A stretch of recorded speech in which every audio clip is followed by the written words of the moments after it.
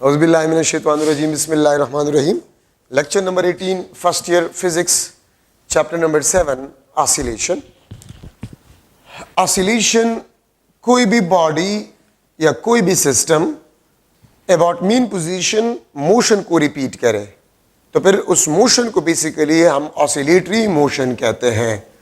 याद रखिए, ऑसिलेशन का जो काज आपके पास होता है वो रिस्टोरिंग फोर्स होता है, ठीक है। और रिस्टोरिंग फोर्स का खास आपके पास जो होता है वो इलास्टिसिटी होता है, दैट इज अ इलास्टिसिटी, ठीक है। ऑसिलेटरी मोशन या ऑसिलेशन का जो खास आपके पास होता है that is a restoring force, और रिस्टोरिंग फोर्स का आपके पास जो खास होता है वो इलास्टिसिटी होता है। रिस्टोरिंग फोर्स का मतलब होता है वो फोर्स जो किसी भी सिस्टम को मीन पोजीशन की तरफ लाने पे मजबूर करे, ठीक है, या स्टेट पोजीशन को एक्वायर करने के लिए मजबूर करे। उस फोर्स को बेसिकली हम रिस्टोरिंग फोर्स कहते हैं। उस फोर्स को हम क्या कहते हैं? रिस्टोरिंग फोर्स हम उसको कहते हैं। Restoring force directly proportional to the displacement. Restoring force आपके पास जो होता है this is directly proportional to the displacement and it is always directed toward the mean position. ये माइनस साइन आपको ये शो करता है कि ये फोर्स आपके पास जो होगा ये मीन पोजीशन की तरफ होगा। तो restoring force is a displacement dependent force and it is always directed toward the mean position. Proportionality को अगर मैं खत्म कर लूं माइनस के एक्स, और यहां पर एक बात याद रखें, इसके साथ हम लिखते हैं under elastic limit. Under elastic limit हम इसको कहते हैं, ठीक है। ये माइनस साइन आपको क्या शो करता है? ये माइनस साइन आपको शो करता है directed toward mean position, directed toward mean position, ठीक है। और यहां से आपको यह भी पता चल गया कि रिस्टोरिंग फोर्स आपके पास जो है this is a displacement dependent force, means with a displacement the restoring force will be change. Restoring force आपके पास जो वो क्या होगा? वो चेंज होगा, ठीक है। तो रिस्टोरिंग फोर्स आपके पास जो है directly proportional to displacement and restoring force is always directed toward the mean position के आपके पास प्रोपोर्शनलिटी कांस्टेंट है। एक बात ये याद रखिए, रिस्टोरिंग फोर्स हमेशा अप्लाइड फोर्स के बराबर होता है, लेकिन डायरेक्शन में आपके पास अपोजिट होता है, ठीक है। Restoring force is always equal to the applied force but opposite in a direction. या मैं इस तरह भी लिख सकता हूं कि अप्लाइड फोर्स हमेशा रिस्टोरिंग फोर्स के बराबर होगा, लेकिन डायरेक्शन में अपोजिट होगा। यहां से मैं लिख सकता हूं if x is equal to 0, याद रखिए ऑसिलेटरी मोशन में जब भी हम कह दे कि x is equal to 0, it means the oscillator is at mean position. Oscillator is at a mean position. तो रिस्टोरिंग फोर्स आपके पास क्या होगा? 0 होगा, ठीक है।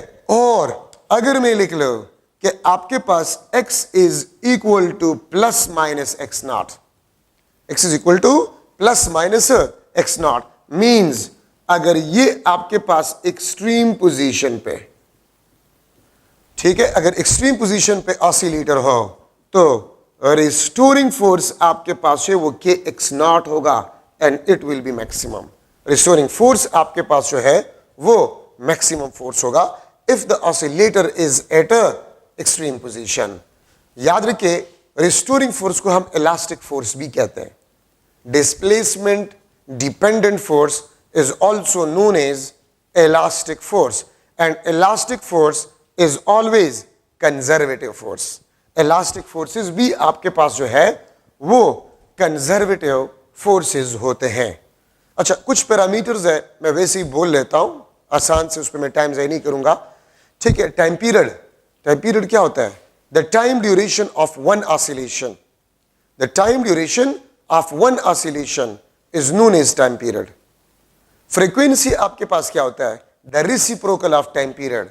The reciprocal of time period is known as frequency, या the number of oscillation per unit time, उसको हम frequency कहते हैं, ठीक है। Instantaneous displacement, इंस्टेंटेनियस डिस्प्लेसमेंट का मतलब आपके पास क्या होता है? The displacement of oscillator at any instant of time, हम x से इंस्टेंटेनियस डिस्प्लेसमेंट को रिप्रेजेंट करेंगे। और याद रखिए, displacement is always directed outward from the mean position. Displacement is always directed outward from the mean position. अच्छा, amplitude क्या होता है? एम्पलीट्यूड का मतलब होता है मैक्सिमम डिस्प्लेसमेंट ऑफ ऑसिलेटर, उसको हम एम्पलीट्यूड कहते हैं। ठीक है, और याद रखिए आपके बुक वाले ने एक्स नॉट एम्पलीट्यूड के लिए रिप्रेजेंट किया, इसको आप ए से भी रिप्रेजेंट कर सकते हैं। Amplitude means the maximum displacement of simple harmonic oscillator, और मैक्सिमम डिस्प्लेसमेंट को हम एम्पलीट्यूड कहते हैं। ठीक है, ये याद रखिए। अच्छा, पीरियाडिक मोशन आपके पास क्या होता है? पीरियाडिक मोशन, अगर बॉडी या कोई भी सिस्टम मोशन को इक्वल इंटरवल में रिपीट करे, फिर वो मोशन आपके पास जो है पीरियाडिक मोशन कहलाएगा। ठीक है, ये याद रखिए। सो अगर कोई भी मोशन, कोई भी बॉडी अपने मोशन को इक्वल टाइम इंटरवल में रिपीट करे, मोशन को हम पीरियाडिक मोशन कहते हैं। जिस तरह आपके पास ऑर्बिटल मोशन है, जिस तरह आपके पास क्या है? ऑर्बिटल मोशन है अर्थ का, वो आपके पास जो है पीरियाडिक मोशन है। Spin motion of earth periodic motion है, क्योंकि इक्वल टाइम इंटरवल में अपने आप को वो रिपीट करता है। ठीक है, यहां पर हम डिस्कस कर रहे हैं now simple harmonic motion, SHM, simple harmonic motion, जो कि ऑसिलेटरी मोशन है बेसिकली। ठीक है, और सिंपल हार्मोनिक मोशन आपके पास जो है, कोई भी oscillatory motion, every oscillatory motion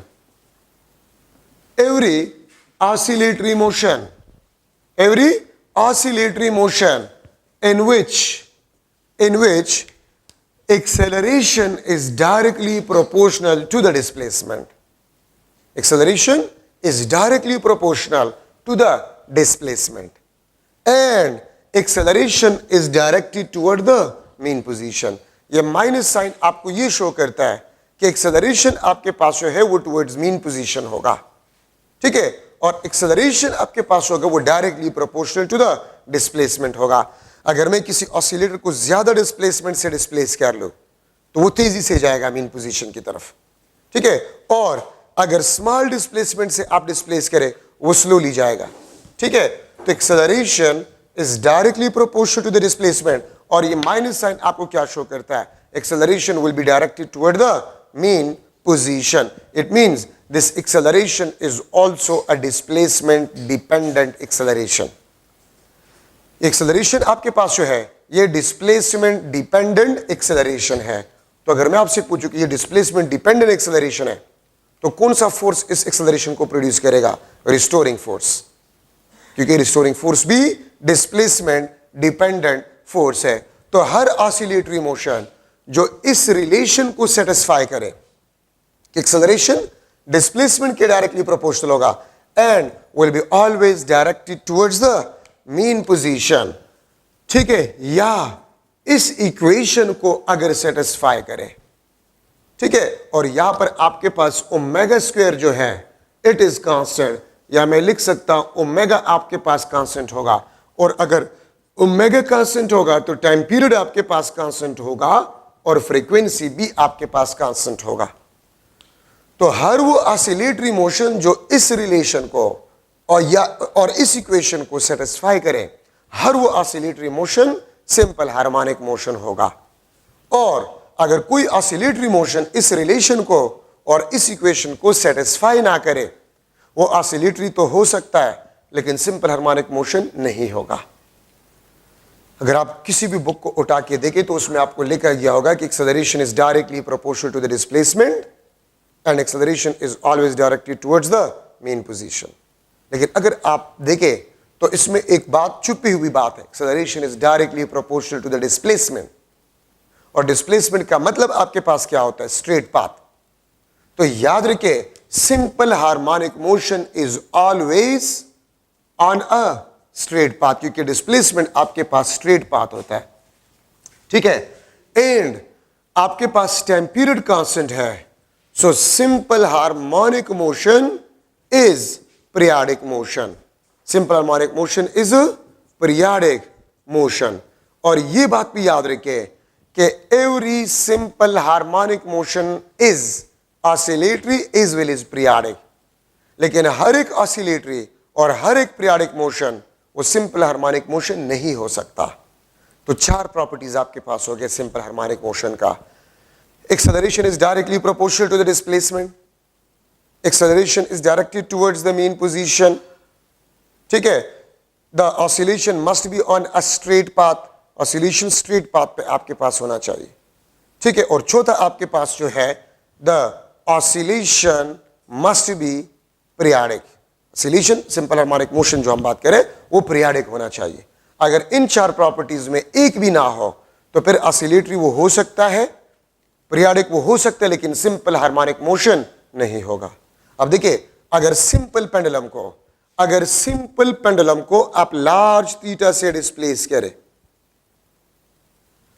ठीक है, अगर आप लोग सिंपल पेंडुलम को लार्ज थीटा से डिस्प्लेस करें तो फिर ये आपके पास सिंपल पेंडुलम का मोशन जो ये कर्व पाथ पे है, ठीक है। तो ये आपके पास ऑसिलेटरी तो है, oscillatory and periodic, but not simple harmonic motion if theta is large.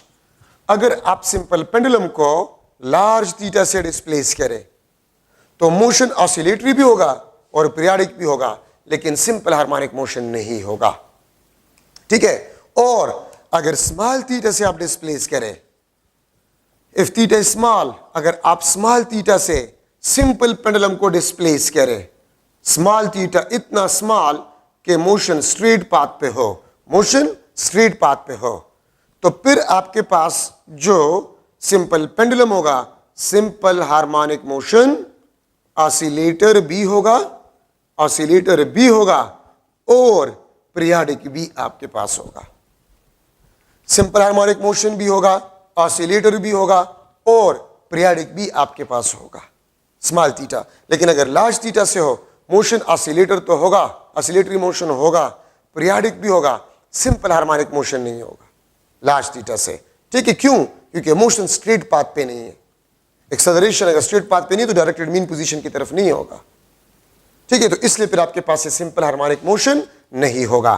तो एक बात याद रखिए, हर ऑसिलेटरी मोशन जो इस रिलेशन को और इस इक्वेशन को सेटिस्फाई करे, ठीक है, वो आपके पास सिंपल हार्मोनिक मोशन होगा। अब यहां पर अगर मैं लिख लो, if x is equal to 0, oscillator आपके पास मीन पोजीशन पे है, ठीक है, तो एक्सेलरेशन आपके पास जो होगा वो आपके पास 0 होगा। एक्सेलरेशन आपके पास क्या होगा? 0 होगा। If x is equal to plus minus x not, ठीक है, ऑसिलेटर आपके पास होगा वो एक्सट्रीम पोजीशन पे होगा। और अगर ऑसिलेटर एक्सट्रीम पोजीशन पे, पॉजिटिव एक्सट्रीम या नेगेटिव एक्सट्रीम पोजीशन, तो acceleration omega square x not and this will be the maximum acceleration. Extreme position पे एक्सेलरेशन आपके पास मैक्सिमम होता है और मीन पोजीशन पे एक्सेलरेशन 0 होता है, ठीक है। अब इस इक्वेशन को याद रखिए, एक्सेलरेशन का जो इक्वेशन है इसको मैं इस तरह भी लिख सकता हूं, माइनस तो जस्ट डायरेक्शन को शो करता है। अगर मैं सिर्फ मैग्नीट्यूड को ले रहा हूं तो ये आपके पास omega square x 4 pi square divide by T square x 4 pi square F square into x, ये तमाम आपके पास एक्सेलरेशन के इक्वेशन है। अगर आपके पास टाइम पीरियड गिवन हो और इंस्टेंटेनियस डिस्प्लेसमेंट गिवन हो, आप ऑसिलेटर के इंस्टेंटेनियस एक्सेलरेशन को मालूम कर सकते हैं। और अगर एम्पलीट्यूड गिवन हो, टाइम पीरियड गिवन हो या एंगुलर वेलोसिटी गिवन हो या फ्रीक्वेंसी गिवन हो, तो मैक्सिमम एक्सेलरेशन आप मालूम कर सकते हैं इस इक्वेशन से, ठीक है। ये बात आप लोग याद रखिए। तो ये आपके पास एक्सेलरेशन का इक्वेशन है।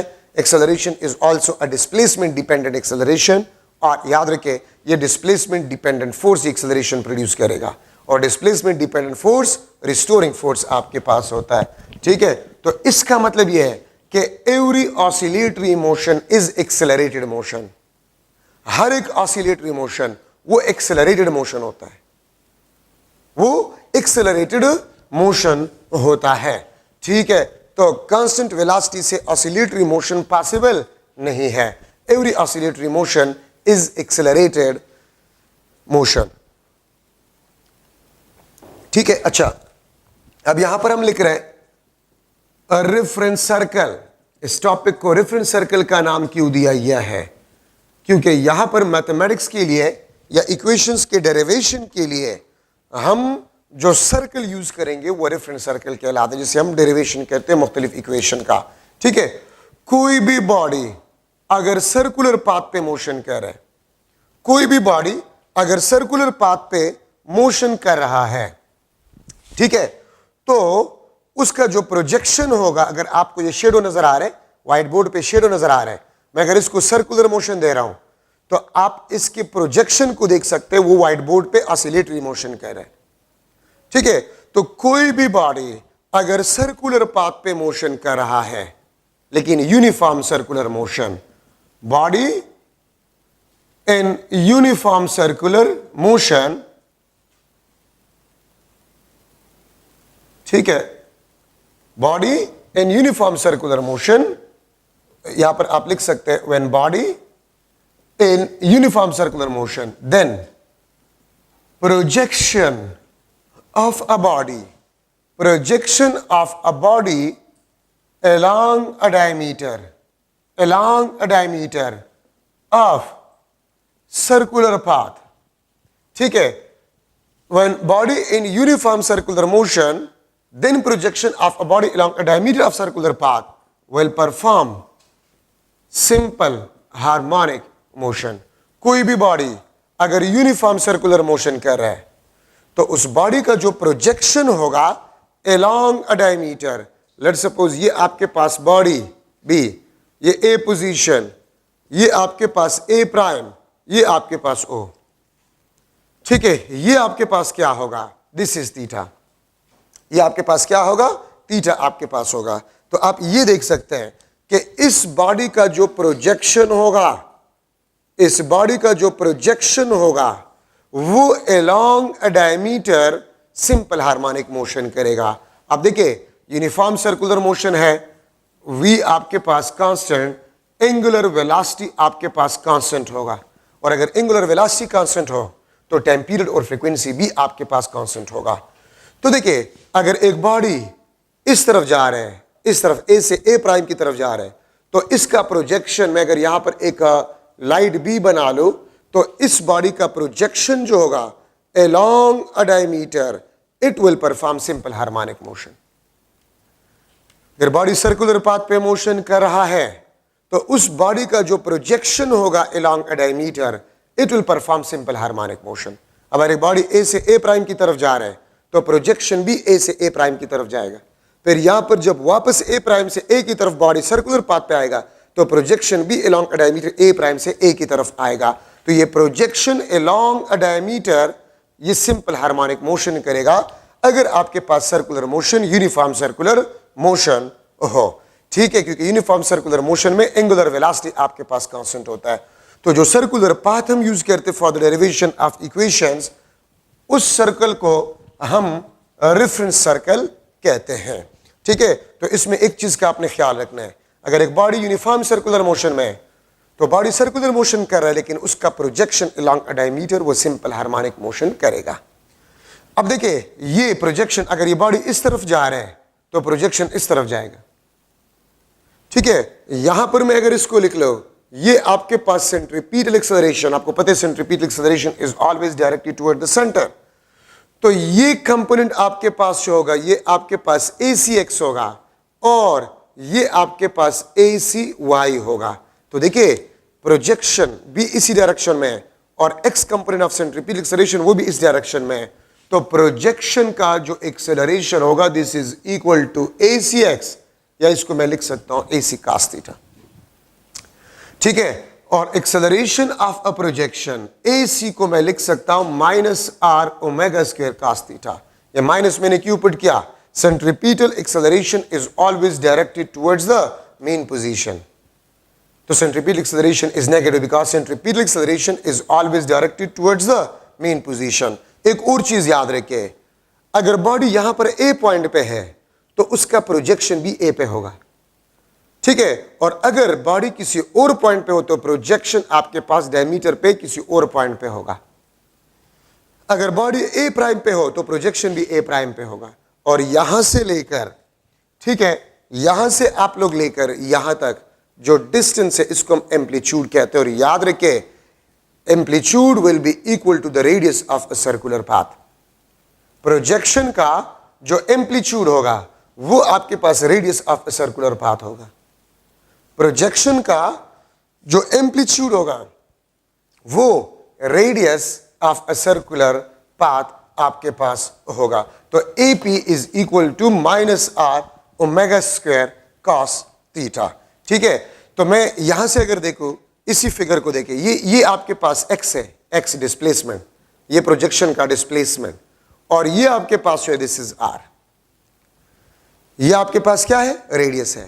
ठीक है, तो अगर आप फिगर से देखें तो cos theta base divide by hypotenuse, तो हाइपोटेन्यूज रेडियस यहां से लेकर ये रेडियस, ये डिस्प्लेसमेंट, तो cos थीटा आपके पास x डिवाइड बाय r, या इसको मैं लिख सकता हूं x divide by x not, क्योंकि radius of circular path is the amplitude of the projection. ठीक है, ये आपके पास cos थीटा होगा। अगर इसको आप पुट करें यहां पर तो फिर AP आपके पास -x ओमेगा स्क्वायर आ जाएगा। ठीक है, और यहां से आपको क्लियर कट मिल गया कि प्रोजेक्शन का जो एक्सेलरेशन होगा वो डिस्प्लेसमेंट के डायरेक्टली प्रोपोर्शनल है and directly toward the mean position, जो कि सिंपल हार्मोनिक मोशन का कंडीशन है, और ये सिंपल हार्मोनिक का इक्वेशन है। तो इसका मतलब ये है कि प्रोजेक्शन सिंपल हार्मोनिक मोशन कह रहे हैं अलोंग द डायमीटर। ठीक है, projection along the diameter simple harmonic motion करेगा। ठीक है, ये बात आप लोग याद रखिए। ठीक है, तो ये आपके पास जो है एक्सेलरेशन। अच्छा, अब यहां पर आपसे कोई क्वेश्चन पूछ सकता है कि सर्कुलर मोशन में रिस्टोरिंग फोर्स क्या होगा। सर्कुलर मोशन में रिस्टोरिंग फोर्स आपके पास क्या होगा, तो याद रखिए restoring force is equal to the x component of the centripetal force. The x component of the centripetal force, FCX means FC cos theta, ये रिस्टोरिंग फोर्स होगा। द x कंपोनेंट, चूंकि सेंट्रीपिटल एक्सेलरेशन का x component effective है, तो centripetal force अगर मैं लूं तो उसका भी x कंपोनेंट रिस्टोरिंग फोर्स का काम करता है फॉर द प्रोजेक्शन ऑसिलेशन। तो ये बात आप लोग याद रखें। तो ये हमने कंफर्म किया कि प्रोजेक्शन अलोंग अ डायमीटर वो सिंपल हार्मोनिक मोशन कर रहा है। अब यहां पर अगर मैं लिख लो इंस्टेंटेनियस डिस्प्लेसमेंट, हाँ चलो वो मैं बाद में कर लेता हूं, instantaneous displacement of simple harmonic oscillator. अब इंस्टेंटेनियस डिस्प्लेसमेंट का इक्वेशन आपके पास क्या होगा, हमने अभी कुछ देर पहले डिस्कस किया। ये देखिए cos theta is equal to x divide by r from the figure, ये r और ये आपके पास x। ठीक है, तो ये आपके पास बन जाएगा x is equal to r cos theta, या x को मैं लिख सकता हूं, r को मैं cos theta, since r is equal to x naught, तो x is equal to x naught cos theta, x is equal to x naught cos theta, theta को मैं लिख सकता हूं cos ओमेगा t, इसको मैं लिख सकता हूं, ओमेगा को मैं लिख सकता हूं 2 pi divide by t into small t, x is equal to x naught cos 2 pi f into t। ये आपके पास मुख्तलिफ इक्वेशंस है फॉर द इंस्टेंटेनियस डिस्प्लेसमेंट। ये आपके पास इंस्टेंटेनियस डिस्प्लेसमेंट के इक्वेशन है। This is instantaneous displacement of simple harmonic oscillator. ये x नॉट आपके पास क्या है, x नॉट आपके पास क्या है, ये एम्पलीट्यूड को रिप्रेजेंट करता है। एम्पलीट्यूड ये इंस्टेंटेनियस डिस्प्लेसमेंट को रिप्रेजेंट करता है। ये थीटा आपके पास जो है इसको हम फेज एंगल, ठीक है, या इसको हम फेज कहते हैं, फेज एंगल या इसको हम फेज कहते हैं। ये स्मॉल टी किस चीज को रिप्रेजेंट करता है, instantaneous time, omega angular frequency और angular velocity, capital T time period, small F आपके पास जो है फ्रीक्वेंसी। ठीक है, तो capital T time period, instantaneous time, frequency, angular frequency, इसको हम फेज एंगल या इसको हम फेज कहते हैं। ठीक है, और इसको मैं डिफाइन कर सकता हूं, the parameter which gives us instantaneous position and direction of motion of simple harmonic oscillator. ठीक है, फेज एंगल और फेज ये आपको किस चीज के बारे में बताता है? ये आपको instantaneous position and direction of motion of simple harmonic oscillator के बारे में बताता है। किस तरह? ठीक है, तो यहां पर आगे जो है इसको हम डिस्कस करेंगे कि ये किस तरह आपको इंस्टेंटेनियस पोजीशन के बारे में बताता है। ठीक है, तमाम आपके पास इंस्टेंटेनियस डिस्प्लेसमेंट के इक्वेशन है। अगर मैं एक एमसीक्यू बना लूं, the instantaneous displacement of simple harmonic oscillator is 20 cos 2 pi t centimeter. Then देखिए, instantaneous displacement of simple harmonic oscillator is 20 cos 2 pi t centimeter. Then मैं आपसे पूछ सकता हूं x नॉट क्या होगा, मैं आपसे पूछ सकता हूं एंगुलर वेलोसिटी क्या होगा, मैं आपसे पूछ सकता हूं फ्रीक्वेंसी क्या होगा, मैं आपसे पूछ सकता हूं टाइम पीरियड क्या होगा। तो आप कंपैरिजन करें, ये देखिए किस चीज को रिप्रेजेंट करता है, ये एम्पलीट्यूड को, और सेंटीमीटर है आपके पास, तो 20 सेंटीमीटर एम्पलीट्यूड आपके पास बन गया। 2 पाई आपके पास जो है ये आपके पास एंगुलर वेलोसिटी 2 पाई रेडियन पर सेकंड। ठीक है, ये आपके पास एंगुलर वेलोसिटी बना, और फ्रीक्वेंसी क्या बना? तो फ्रीक्वेंसी देखिए ओमेगा आपके पास 2 pi F is equal to omega, और ओमेगा आपके पास है 2 पाई, तो 2 pi is a cancel. Frequency आपके पास 1 hertz, frequency is a 1 hertz. Time period आपके पास क्या होगा? 1 सेकंड। ठीक है, time period is a 1 second. किस तरह 1 second? Omega is equal to 2 pi divide by T. Omega आपको पता है 2 पाई है, this is 2 pi by T, 2 pi is cancel, ये आपके पास बन गया time period is equal to 1 second. तो आपके पास 1 सेकंड टाइम पीरियड है इस ऑसिलेटर का। फ्रीक्वेंसी आपके पास 1 हर्ट्ज है, एंगुलर वेलोसिटी आपके पास 2 पाई रेडियन पर सेकंड है, और एम्पलीट्यूड आपके पास जो है इट इज 20 सेंटीमीटर। ठीक है, तो ये आपको instantaneous displacement of oscillator given है, और इससे आपसे मुख्तलिफ क्वेश्चन जो है वो पूछे गए हैं। ठीक है, तो ये आपके पास इंस्टेंटेनियस डिस्प्लेसमेंट में इंपॉर्टेंट क्वेश्चंस आपके पास बन गए। और इंस्टेंटेनियस डिस्प्लेसमेंट अगर आप देखें तो फार्मूले में आपके पास क्या है? x is equal to x naught cos theta.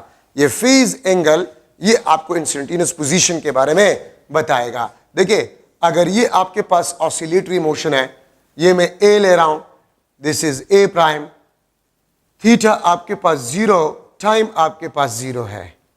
ठीक है, x is equal to x naught, क्योंकि cos 0 आपके पास है वो 1 के बराबर है। ठीक है, अगर ये मीन पोजीशन है, ये आपके पास अपोजिट एक्सट्रीम पोजीशन, ये हाफ ऑसिलेशन, और ये नेक्स्ट हाफ ऑसिलेशन, ये इसका मीन पोजीशन। तो ये अगर 0 है आपके पास, ये 180 आपके पास होगा, थीटा इज इक्वल टू 180, या इसको हम पाई कहते हैं। ठीक है, टाइम आपके पास जो है इंस्टेंटेनियस टाइम वो t डिवाइड बाई 2 आपके पास होगा। इंस्टेंटेनियस टाइम आपके पास जो है हाफ ऑफ टाइम पीरियड आपके पास होगा। x आपके पास माइनस एक्स नॉट, क्योंकि cos 180 आपको -1 देता है, तो x is equal to minus x naught. ठीक है, x आपके पास माइनस एक्स नॉट के बराबर होगा। अच्छा देखिए, अगर मैं इस एंगल को हाफ करूं, यहां पर थीटा आपके पास क्या होगा? 90, या इसको मैं पाई बाई 2 भी लिख सकता हूं। t आपके पास क्या होगा? तो t बाई 2 को हाफ करो, तो ये आपके पास t डिवाइड बाई 4 बन जाएगा। और अगर आप 90 पुट करें तो cos 90 आपके पास 0, x इज इक्वल टू 0।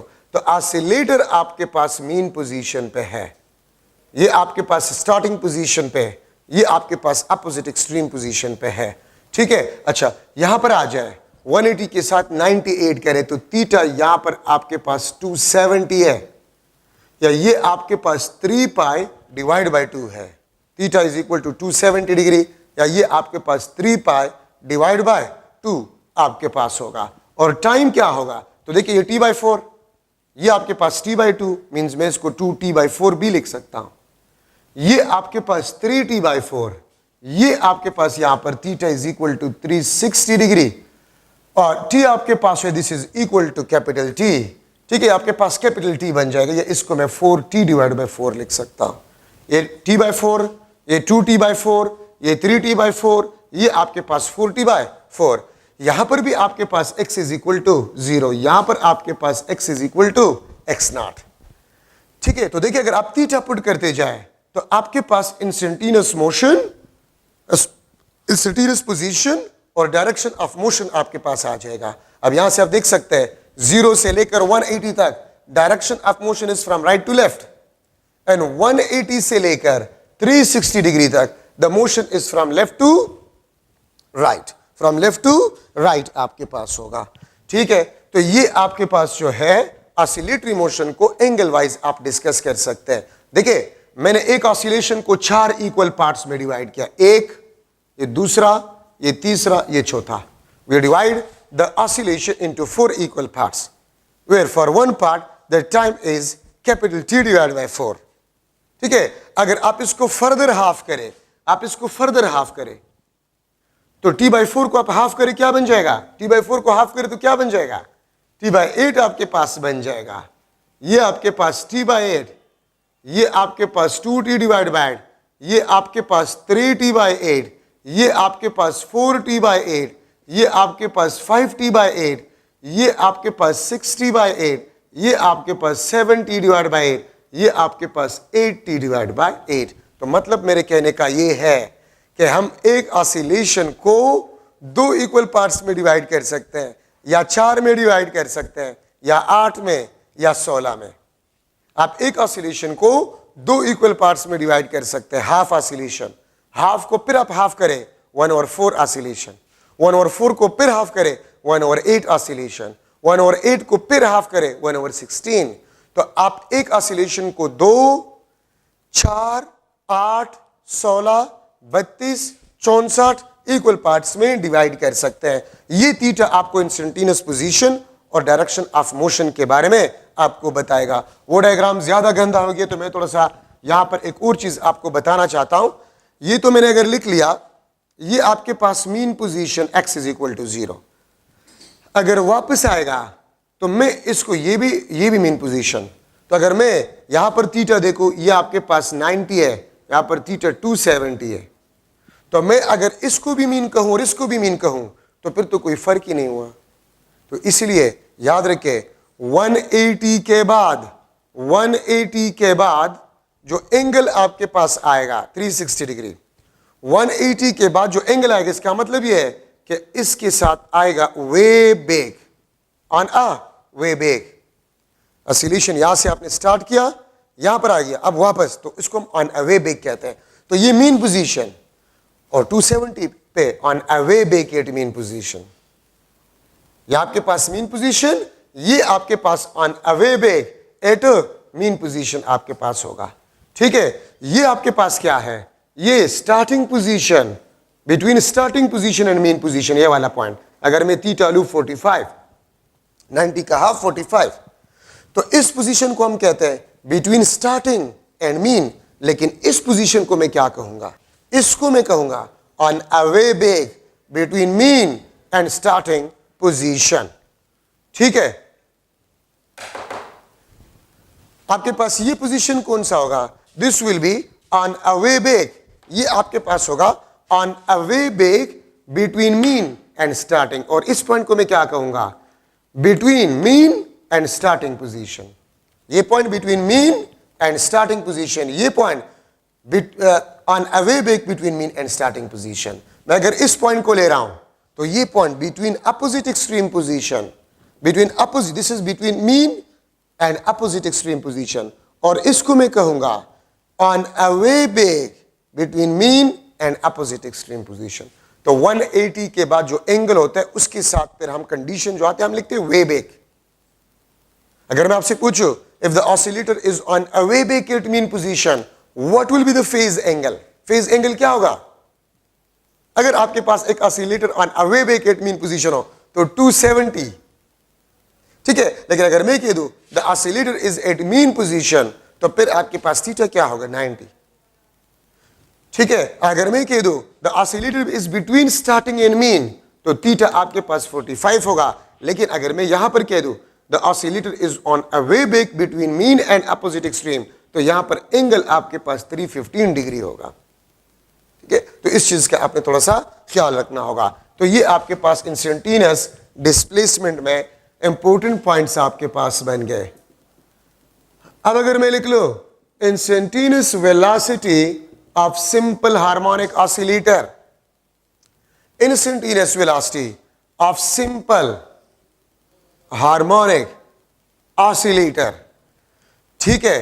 तो ये देख सकते हैं मोशन आपके पास अलोंग अ डायमीटर होता है, ये ए, ये आपके पास ए प्राइम, ये आपके पास मीन पोजीशन, ये आपके पास जो है बी बॉडी यहां पर है।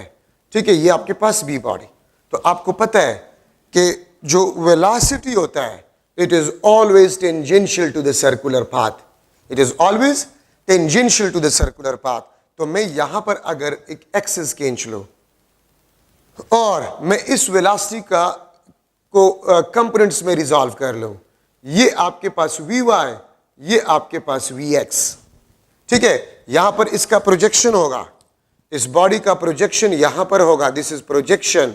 प्रोजेक्शन का वेलोसिटी का डायरेक्शन ये होगा, प्रोजेक्शन के वेलोसिटी का डायरेक्शन ये होगा। ठीक है। अगर आप इसको देखें तो आपके पास इस प्रोजेक्शन के जो वेलोसिटी का डायरेक्शन ये है, तो इसका मतलब आपके पास होता है कि v y is the effective component, v p आपके पास है, this is equal to v y, या इसको मैं लिख सकता हूं वी नॉट साइन थीटा, और मैं लिख सकता हूं instantaneous velocity is equal to minus we not sine theta. मैं इसके साथ माइनस लिख लेता हूं, ये माइनस डायरेक्शन को शो करते हैं जो कि अभी मैं इसके बाद डिस्कस करवा रहा हूं। ठीक है। So this is the instantaneous velocity of simple harmonic oscillator. ठीक है। वी इंस्टेंटेनियस वेलोसिटी है। एक बात आप लोग याद रखें, वी नॉट किस चीज को रिप्रेजेंट करता है, ये मैक्सिमम वेलोसिटी को रिप्रेजेंट करता है। ठीक है। और मैक्सिमम वेलोसिटी क्या होगा, जो बॉडी सर्कुलर पाथ पे मोशन करता है उसका जो वेलोसिटी होगा वही मैक्सिमम वेलोसिटी ऑफ प्रोजेक्शन होगा। अगर मैं आपको कह दूं एक बॉडी सर्कुलर पाथ पे मोशन कर रहा है, uniform motion, and the magnitude of a velocity is 2 meter per second, then what will be the maximum velocity of a projection? Projection का maximum velocity आपके पास क्या होगा? तो projection का maximum velocity आपके पास जो होगा, ठीक है, वो आपके पास velocity of a body in a circular motion जो होगा। ठीक है, ये याद रखिए। मतलब मेरे कहने का क्या है, एक बॉडी सर्कुलर पाथ पे मोशन कर रहा है, उसका वेलोसिटी 1 मीटर पर सेकंड है। What will be the maximum velocity of the projection of a body along a diameter? या मैं आपसे ये भी पूछ सकता हूं, what will be the velocity of a projection at mean position? तो mean position पे वेलोसिटी मैक्सिमम होता है। तो जिस वेलोसिटी से बॉडी सर्कुलर पाथ पे मोशन कर रहा है वही मैक्सिमम वेलोसिटी होगा प्रोजेक्शन का। ठीक है। The maximum velocity of the projection will be equal to the velocity of a body moving on a circular path. Circular path पे बॉडी का जो वेलोसिटी होगा वही मैक्सिमम वेलोसिटी प्रोजेक्शन का होगा। ये ज़हन में बिठा दे, and this is very important point for MCQs. ठीक है। अच्छा, v is equal to minus we not sine theta. ये माइनस आपको क्या शो कर रहा है, ये आपको डायरेक्शन शो कर रहा है। ठीक है। किस तरह, तो कन्वेंशन लिया गया है, फर्स्ट थीटा अगर 0 से ज्यादा हो और 180 से कम हो, मतलब 0 और 180 के दरमियान एंगल हो, if the angle is between 0 and 180, तो अगर आप साइन थीटा में ये एंगल पुट करते जाए, साइन थीटा आपको पॉजिटिव वैल्यू देगा, साइन थीटा आपको पॉजिटिव वैल्यू देगा, और वेलोसिटी का ये डायरेक्शन आपके पास जो है इट विल बी नेगेटिव। और इसका मतलब ये है कि simple harmonic oscillator move from right to left, from right to left. ये आपके पास ऑसिलेटरी मोशन है। ठीक है। ये राइट है मेरा, आप देखिए ये मेरा राइट है और ये लेफ्ट है। ठीक है, ये थीटा आपके पास यहां से लेकर 0 यहां तक आपके पास थीटा 180 है, ये ए, ये आपके पास ए प्राइम। तो अगर आप थीटा साइन थीटा में वैल्यू पुट करें तो साइन थीटा आपको पॉजिटिव रिजल्ट देगा, लेकिन वेलोसिटी क्या होगा, नेगेटिव होगा। वेलोसिटी आपके पास क्या होगा, नेगेटिव होगा। ठीक है, सेकंड आपके पास जो है, अगर थीटा 180 डिग्री से ज्यादा हो, अगर थीटा 180 डिग्री से ज्यादा हो और 360 डिग्री से कम हो, मतलब the angle is in between 180 and 360 degree, तो अगर आप साइन थीटा में वैल्यू पुट करें, साइन थीटा आपको नेगेटिव वैल्यू देगा और वेलोसिटी के इस डायरेक्शन को हम पॉजिटिव कहते हैं। It means the oscillator move from left to right, left to right oscillator आपके पास मोशन करेगा। ठीक है, ये बात याद रखिए। अगर साइन थीटा, यहां से आप देख सकते हैं, ये आपके पास 180 डिग्री, ये आपके पास 360 डिग्री। ठीक है, तो 180 और 360 डिग्री के दरमियान अगर एंगल है, साइन थीटा में आप कोई भी एंगल पुट करते जाए आपको नेगेटिव रिजल्ट देगा, लेकिन वेलोसिटी के इस डायरेक्शन को कन्वेंशनली पॉजिटिव कहा गया है।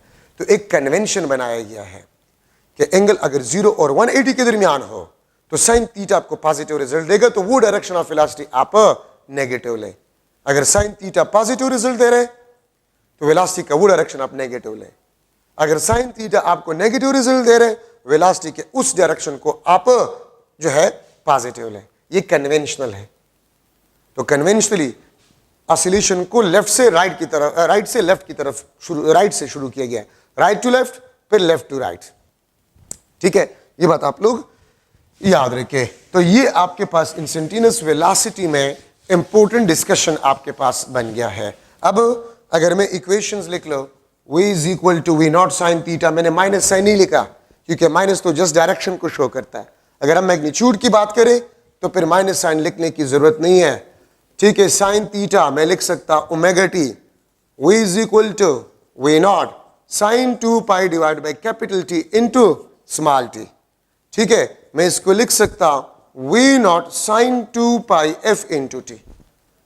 ये आपके पास जो है ये इंस्टेंटेनियस वेलोसिटी है, ये मैक्सिमम वेलोसिटी है, instantaneous time, phase angle, angular velocity, frequency.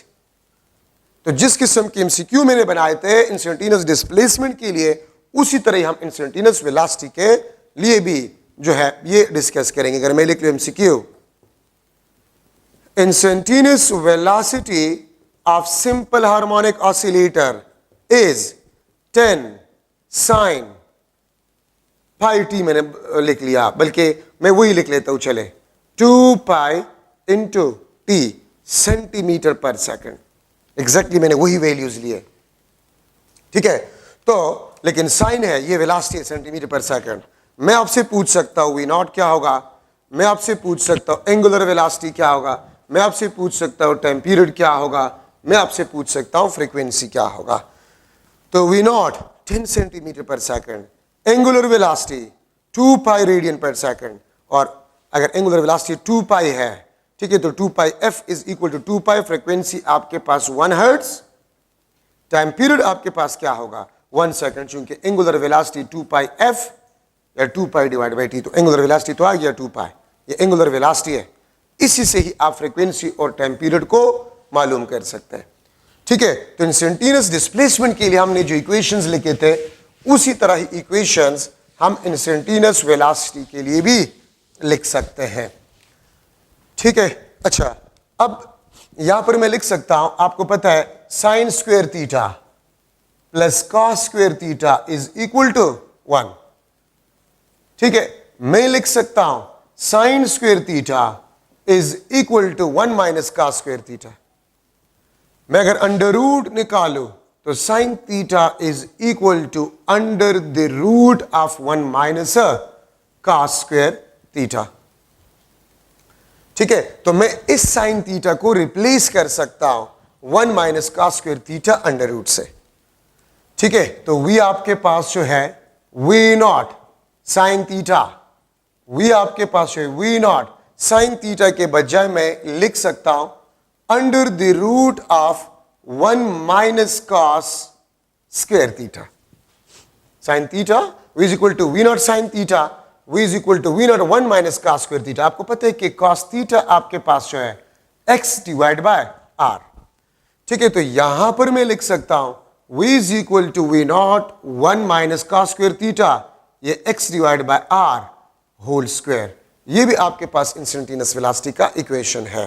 ठीक है, या इसको मैं लिख सकता हूं v naught under the root of 1 minus x divide by x naught whole square, since x not is equal to are.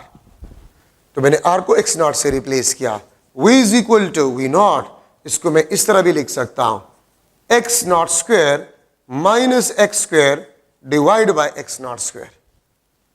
ठीक है, मैं इसको इस तरह भी लिख सकता हूं v naught divide by x naught, this is equal to x not square minus x square.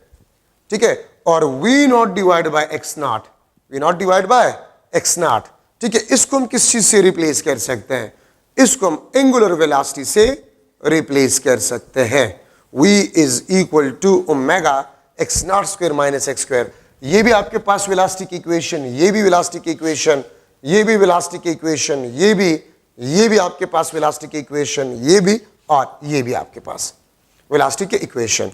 और यहां से मैं देखिए इसको इस तरह भी लिख सकता हूं omega 2 pi divide by T under the root of x not square minus x square. V आपके पास जो है इसको मैं लिख सकता हूं 2 pi F under the root of x not square minus x square.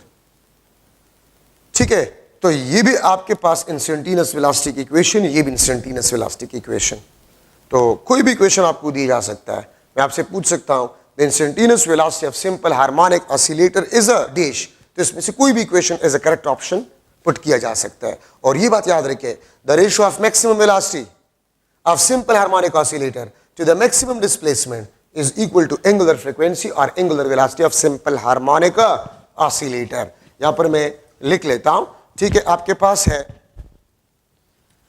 v is equal to r omega, तो v को मैं लिख सकता हूं, r को मैं लिख सकता हूं एक्स नॉट इंटू ओमेगा, और ये आपके पास मैक्सिमम वेलोसिटी होगा। ठीक है, तो मैं लिख सकता हूं the ratio of v not to x not is equal to omega, या this is equal to 2 pi divide by T, या ये आपके पास 2 पाई एफ के बराबर है। ठीक है, so the ratio of maximum velocity of simple harmonic oscillator to the maximum displacement is equal to angular frequency, और this is equal to 2 pi ratio T, या इसको हम 2 पाई एफ रेशियो 1 लिख सकते हैं। मैं इस तरह भी लिख सकता हूं v naught divide by x naught omega ratio 1 2 pi ratio T, या 2 पाई एफ रेशियो 1। एमसीक्यू में कोई भी आपको आपके पास एज अ करेक्ट ऑप्शन के तौर पे लिखा जा सकता है।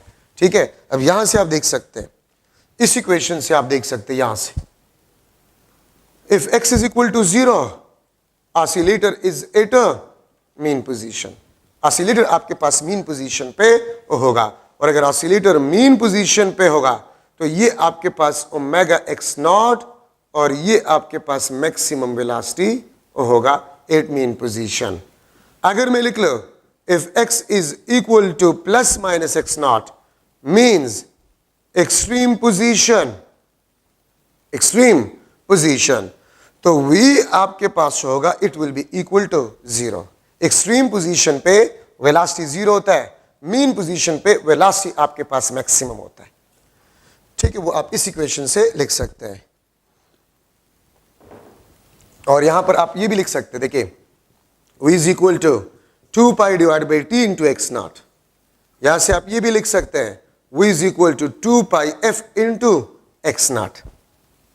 कभी कभी आपको टाइम पीरियड गिवन होगा और एम्पलीट्यूड गिवन होगा, और आपसे पूछ लिया होगा what will be the maximum velocity of simple harmonic oscillator, या what will be the velocity of oscillator at mean position, क्योंकि मीन पोजीशन पे मैक्सिमम होता है। टाइम पीरियड अगर एम्पलीट्यूड गिवन हो, ये इक्वेशन, एंगुलर वेलोसिटी एम्पलीट्यूड, ये equation for maximum velocity, amplitude और फ्रीक्वेंसी मैक्सिमम वेलोसिटी ये होगा। ठीक है, और अगर इंस्टेंटेनियस डिस्प्लेसमेंट, एम्पलीट्यूड और एंगुलर फ्रीक्वेंसी, या टाइम पीरियड या फ्रीक्वेंसी, तो फिर ये 3 इक्वेशंस आप इस्तेमाल करेंगे।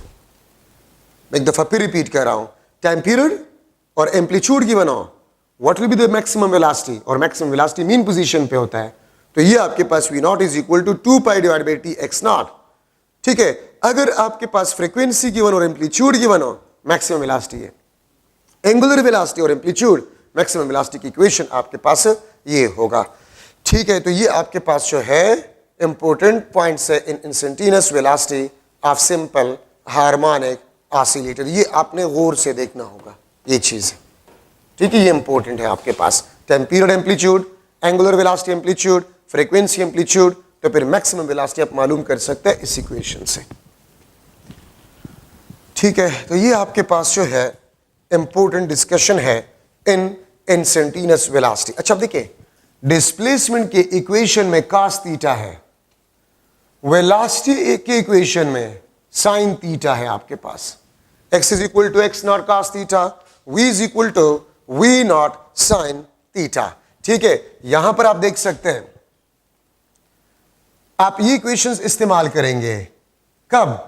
अगर स्टार्टिंग पोजीशन एक्सट्रीम पोजीशन हो। अगर स्टार्टिंग पोजीशन एक्सट्रीम पोजीशन हो तो फिर आप इन इक्वेशंस को इस्तेमाल कर सकते हैं। x is equal to x naught sine theta, v is equal to v naught cos theta. देखिए वहां पर डिस्प्लेसमेंट की इक्वेशन में cos है, वेलोसिटी की इक्वेशन में sin है। यहां पर डिस्प्लेसमेंट के इक्वेशन में sin है, वेलोसिटी की इक्वेशन में cos है। ठीक है, तो ये आप कब इस्तेमाल करेंगे? अगर आपके पास स्टार्टिंग पोजीशन वो आपके पास मेन पोजीशन हो, तो फिर आप डिस्प्लेसमेंट की इक्वेशन में साइन इस्तेमाल करेंगे और वेलोसिटी की इक्वेशन में cos इस्तेमाल करेंगे। ठीक है, ये बात आप लोग याद रखें। यहां पर देखिए, अगर मैं लिख लो theta is equal to 0, cos 0 किस चीज के बराबर होते हैं? 1। x is equal to x naught, और एक्स नॉट क्या होता है? Extreme position. ठीक है, मैं यहां पर अगर लिख लो थीटा आपके पास 0 हो तो साइन 0 आपके पास 0 होता है। Sine 0 is equal to 0, x is equal to 0, और x इज इक्वल टू 0 ये आपके पास mean x is equal to x naught, ये आपके पास एक्सट्रीम पोजीशन होगा। तो अगर स्टार्टिंग पोजीशन आप एक्सट्रीम पोजीशन ले रहे हैं तो ए डिस्प्लेसमेंट के इक्वेशन में cos होगा और वेलोसिटी की इक्वेशन में साइन होगा, और अगर आप मीन पोजीशन ले रहे हैं तो डिस्प्लेसमेंट में साइन होगा, वेलोसिटी में cos होगा। और यहां से मैं अगर आपसे पूछूं कि वेलोसिटी और डिस्प्लेसमेंट में फेज डिफरेंस कितना होगा, तो 90 degree. Phase difference between the velocity and displacement of simple harmonic oscillator is 90, क्योंकि cos थीटा 0 पे आपको 1 वैल्यू देता है और sin थीटा आपको 90 पे 1 वैल्यू देता है। ठीक है, ये बात आप लोग याद रखें। तो ये आपके पास जो है इंपॉर्टेंट डिस्कशन है। अब अगर मैं आपसे एक एमसीक्यू पूछ लो, अगर मैं आपसे एक एमसीक्यू पूछ लो कि what will B instantaneous displacement and velocity of simple harmonic oscillator when simple harmonic oscillator is in between starting and mean position.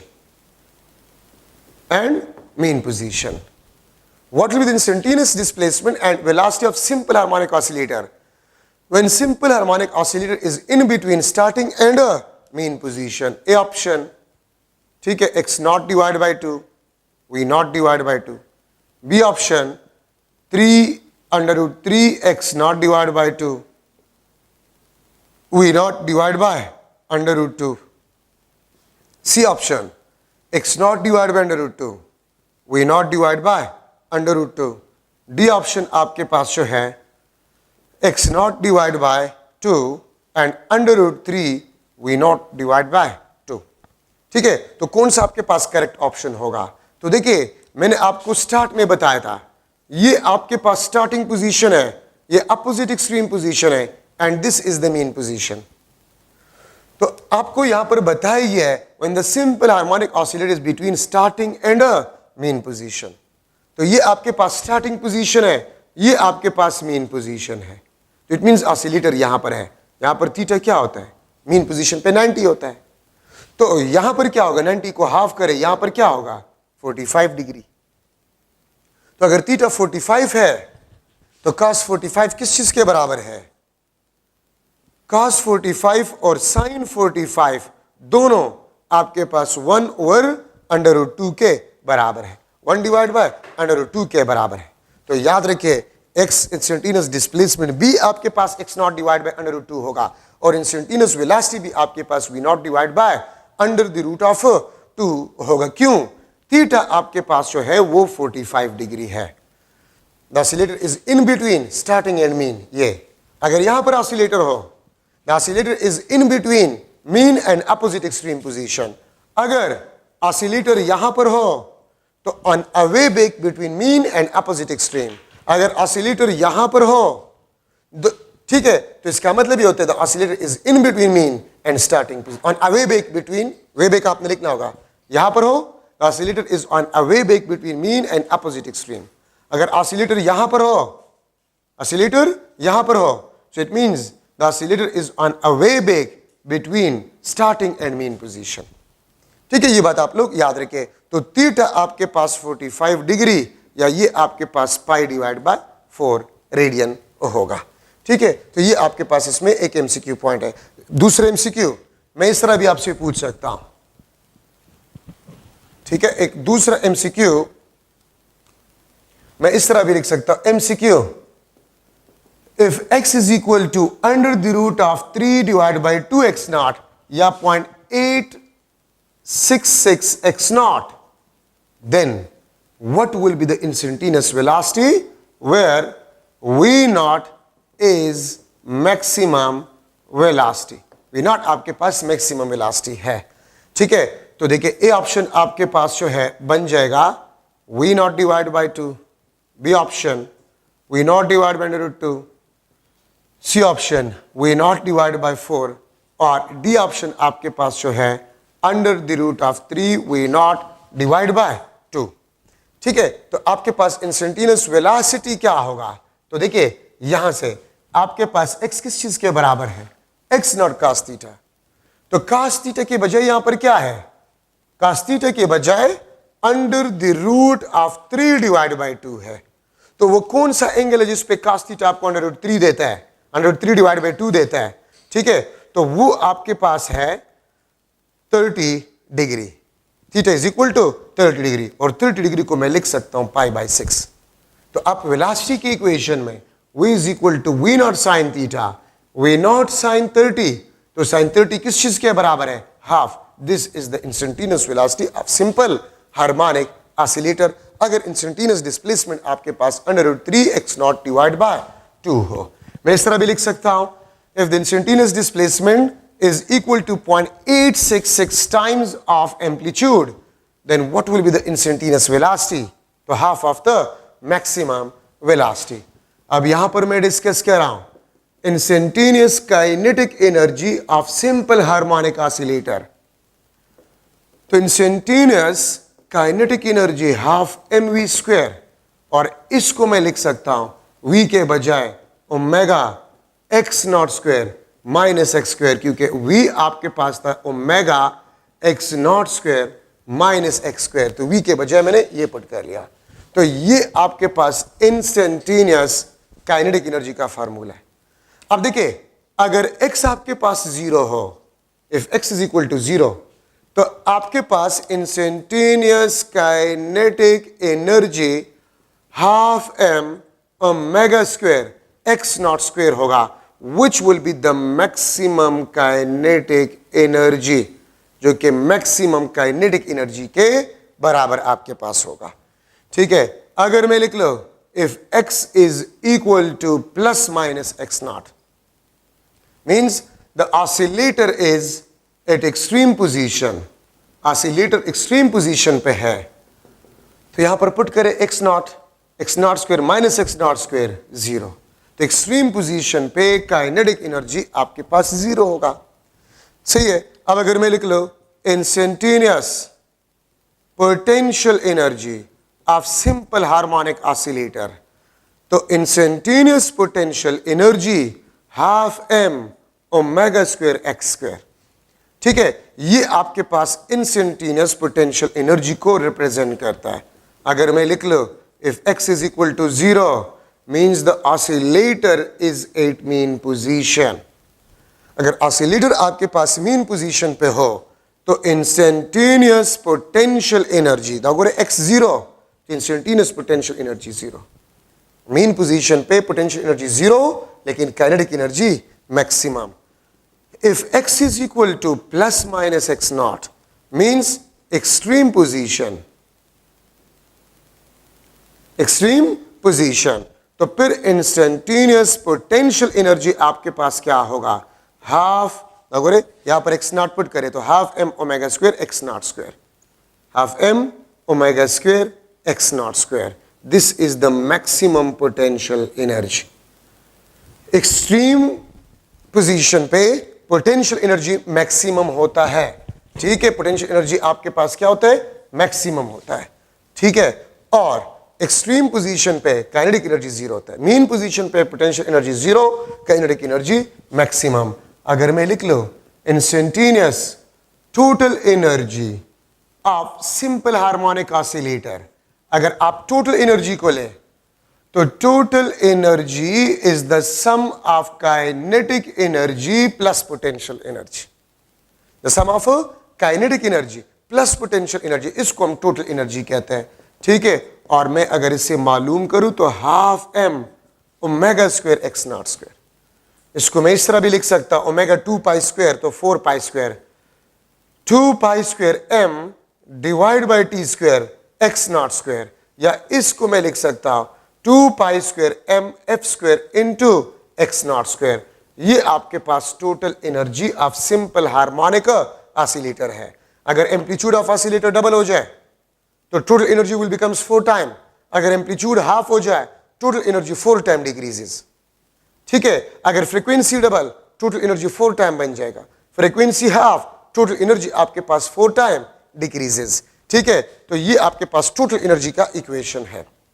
और अगर आप टोटल एनर्जी को देखें that is equal to the maximum kinetic energy and maximum potential energy. तो ये आपके पास जो है सिंपल हार्मोनिक मोशन में इंपॉर्टेंट पैरामीटर्स आपके पास बन गए.